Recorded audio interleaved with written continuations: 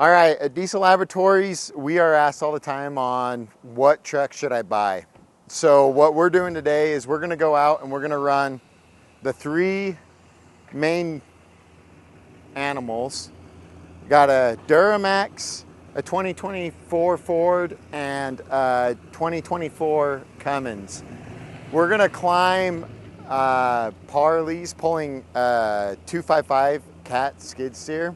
The machine itself weighs about 11,000 pounds and the gooseneck trailer is about 8. So we're gonna time them and see the difference between them. It's gonna be kind of hard with traffic and stuff, but we're just gonna try to carry momentum as evenly as possible and see what the results are, and then kind of give a review on what we like and don't like on the trucks. All right, we're gonna start with the 2020 Duramax and we're gonna time up Parley's and see how this thing does.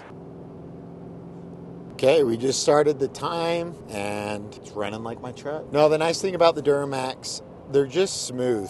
The shifting, everything is just smooth and seems to work great. A couple things I really like about the Duramax is how you sit in the truck. The dash kind of sits up a little higher. You can sit lower in it. It's probably because I used to own a trucking company, and with the big trucks, you kind of like sitting low, and the GM feels like you just sit down lower and your dash is up, so I like that. So we're holding about 70 right now. EGTs are about 1350. Up here it will go down a little, so I'll let off to get those EGTs down for a minute. So far, I'm holding the speed limit. We always get asked what safe EGTs are, and I say around 1350. You don't want to hold that for minutes on end. You can hold it for little moments at a time, but you never want to keep it pinned above 1300. And so, like right now, we're holding about 1200. These trucks with emissions, it's kind of a backwards thing. We've always been taught heat's bad, but with these emission systems, the heat actually really helps clear and clean the whole entire system out. The EGR valves, the DPF, your catalysts. So there's some good and that evil. And so getting these trucks up to temp and running hot temps pretty often is a good thing on your emission system on these trucks. So we're really starting to make the climb right now, and we're dropping down on speed a little. We're in 7th gear right now. These 2020s have 10 speeds, and so that makes it nice, all the different gear ratios. A lot of people don't like the 10 speed because they don't like how they shift. I've had this truck for about a year. It's 100% stock, and honestly, it's never bothered me at all how this truck shifts. We're holding it downshifted to 6. EGTs are getting a little high, 1400. It's about to go in a regen too, which sucks for the test, but it's part of these trucks. We're at 60 miles an hour right now. Engine coolant temp is 208, so nice and cool there. Look out, people. We've got a timed event going on. All right, we're doing the final climb here over the top. We're going 80 right now. What are we at? 6 minutes. Okay, we're doing the final climb. We're dropping down to about 60 miles an hour. Locked in 6th. EGTs are about 1400. If this goes into a regen here, we'll be pushing probably about 1600 on EGTs. I'm holding heat a little longer than I like, but she'll be fine. Oh crap. Move, people, move. I'm coming over. You idiot. Just got caught. 5th gear now. I'm floored. Come on. Engine coolant's getting a little warmer. We're at 215. Just grabbed 6th as we're cresting the summit, and we are at like 58 miles an hour, and I'm going for it. There. All right. Well, that's our baseline. So we'll see from there.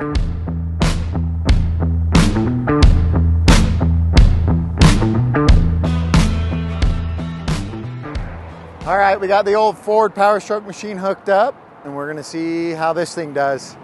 So what was our time? 8:24 on the Duramax machine. This thing's got some cojones, if you will. Man, this thing's got a lot of power. We're probably gonna have to just let off because we're gonna be going Mach Jesus. Oh man, I have to give it to Ford. They've done a good job. It's hard to say. These trucks are put together very well. Really smooth. Oh boy, temps are all good. I don't have EGTs, but I don't think it's working very hard.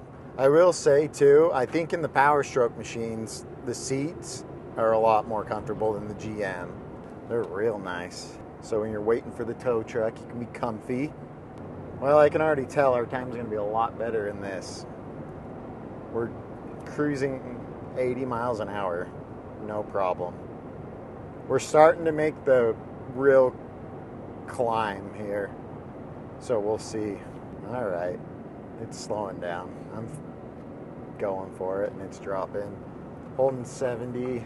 One thing I like about my Duramax too, it's an AT4, so it's got the heads-up display, and that's like one of my favorite features that GM offers. And it has the what would you call that? The camera. The camera for the rear view mirror. I thought I'd never like something like that, but I actually really like it. So 7th gear, 68 miles an hour. This thing is impressive. I just can't sink to that level and get a Ford. I'm just not one of those guys. For a lot of us, like Cummins and Duramax guys, for some reason Fords always rubbed us the wrong way, but man, these things are hard to compete against. You can hear that secondary fan kick in. Okay, this is the main climb right here. I was going about 80, I think, in the Duramax right now, and we're at 80, and it's dropping down. 77. I did get caught in the Duramax, which sucked. 74. Engine coolant temps 208. Holding 70. It's crazy how quiet. Like, you can't hear any engine noise, if that's your cup of tea. 214. Transmission's at 215. The Duramax only went up to 180. Fords are known. They've got coolant to transmission fluid.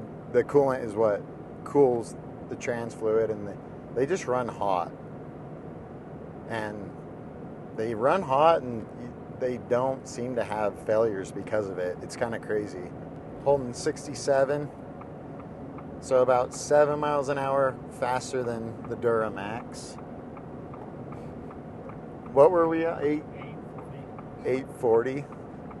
Holy cow. All right, we're just coming over the summit, and we are holding 67.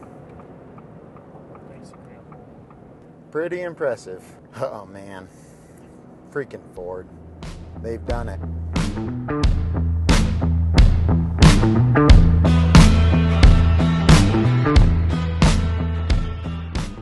All right, we got the Cummins turbo diesel machine hooked up, and we'll go from here. Do your best to keep up. This is a Cummins. Oh, I will. We are off. That is floored. That really is. I'm not kidding. All right, Cummins. Definitely not as smooth as the other trucks. All right, we're coming up to the sign. So right here, the Ford hit 67 and we just hit 56. Man, I'm sorry, but the Cummins doesn't compete. Cab's pretty comfortable. I just don't like how low the dash and everything feels. I know a lot of people like that though, because they feel like they can see more. The screen is cool. You can see gauges. Just hopefully our transmission 68 can hold up. We checked fluids before. Make sure. We were going 80 right here, weren't we, in the Power Stroke? Yeah, we're going 68. And that's like all she's got. The steering on the Rams too, I don't know what it is. They just don't feel as just smooth and tight. Yeah, it is. It like kind of like you can feel the weight. This is a 2500, and the Duramax and the Power Stroke are 1 tons, 350s and a 3500. The 2500 Rams rear end on the rear suspension on these are coils, and they kind of also have a weird feel when you have a lot of weight on them. They kind of go to the side. It's kind of a weird feeling. Haven't really felt it pulling on this, but I have before. Yeah, we're dropping down to 58 miles an hour right here. And I'm pushing this thing hard. Like, this is all she's got. The Ford, we were going 80 right here. Like, wow. All right, this is the final climb.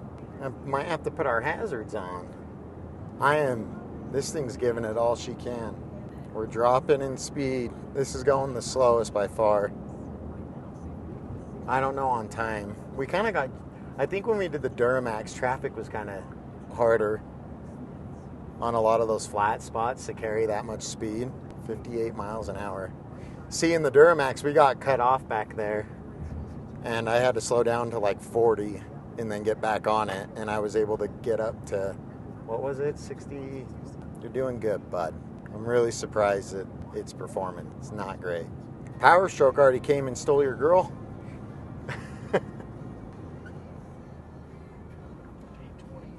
Did it beat the Duramax then? Cut off a good amount. And that was on like the steepest part too, to where I had to decel and then get back on it. And even doing that on the final grade, that's the steepest, the Duramax speed was faster across the line.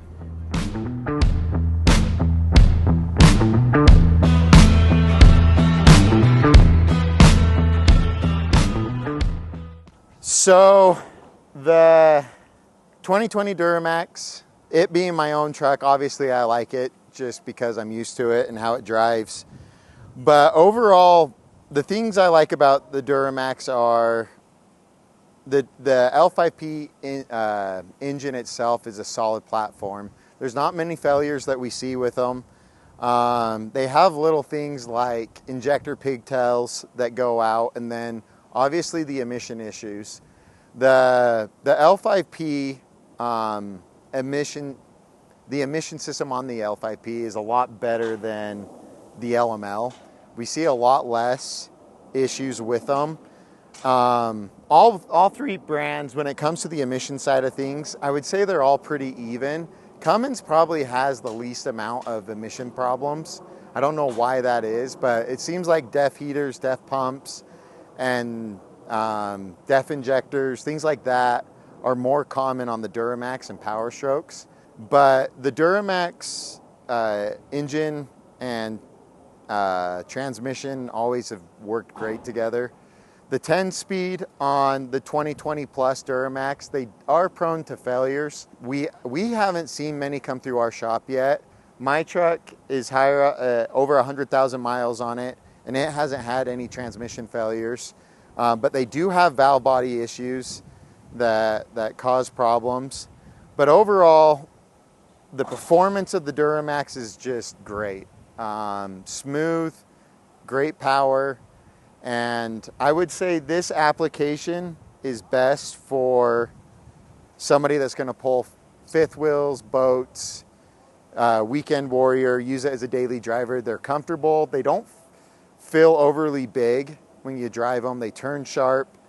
And so the main complaint that I have with the Duramax is the braking power.